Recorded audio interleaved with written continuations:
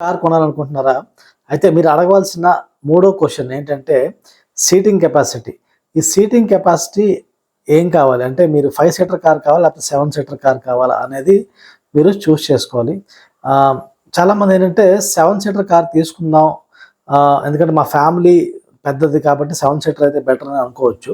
So, కానీ ఏంటంటే ఆ 7 మెంబర్స్ అందరూ కలిసి రెగ్యులర్‌గా బయటికి వెళ్తారా?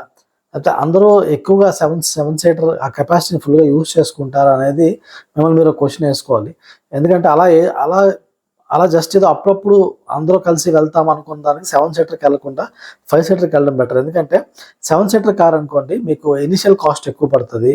దాంతో పాటు మైలేజ్ తక్కువొస్తది. ఇంకా ట్రాఫిక్ కండిషన్స్‌లో తొక్కడం కూడా కష్టం అవుద్దనమాట. సో, అందుకు సీటింగ్ కెపాసిటీ ఏది కావాలి అనేది చాలా ఫ్యాక్టర్స్‌ని కన్సిడరేషన్‌లో పెట్టుకొని ప్రాపర్‌గా ఆలోచించుకొని డెసిషన్ తీసుకోండి. ఒక ఎమోషనల్‌గా, కంగారులో డెసిషన్ అయితే తీసుకోవద్దు. ఇలాంటివే ఒక 15 పాయింట్స్ ఫస్ట్ టైమ్ కార్ కొనే వాళ్ళ గురించి డీటెయిల్‌గా చెప్పాను. 15 పాయింట్స్ చెక్ లిస్ట్ ఉందనమాట. అది ఈ వీడియోలో మీరు చూడొచ్చు.